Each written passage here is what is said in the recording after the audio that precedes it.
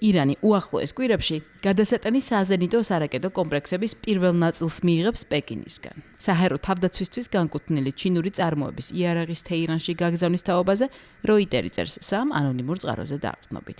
გარიგების დეტალები უცნობია, თუმცა ცნობილია ირანის მიზანი. ამერიკის შეერთებულ შტატებთან და ისრაელთან ბოლო სამხედრო დაპირისპირების შემდეგ დასუსტებული საჰაერო თავდაცვითი შესაძლებლობები აღადგინოს და გააძლიეროს. შესყიდვის ღირებულება 60-დან 70 მილიონამდე ამერიკული დოლარია. ეს კი იმას ნიშნავს, რომ ეს ირანის ერთ-ერთი ყველაზე მასშტაბური მცდელობაა მოკლე მოქმედების საჰაერო თავდაცვის შეერაღება გადაახალისოს. მას შემდეგ, რაც ბოლო და ჯერ ისევ მიმდინარე კონფლიქტმა აშკარა გახადა ამ კომპონენტში არსებული მნიშვნელოვანი ხარვეზები. კერძოდ, ქვეყანამ ვერ მოახერხა სამხედრო ბაზების, სტრატეგიული ობიექტებისა თუ კრიტიკული ინფრასტრუქტურის ეფექტიანი დაცვა ვაშინგტონისა და ისრაელის საჰაერო იერიშების დროს. ჩინეთთან დადებული ხელშეკრულებით თეირანი 300-დან 400-მდე მობილურ საზენიტო სარაკეტო კომპლექსს მიიღებს.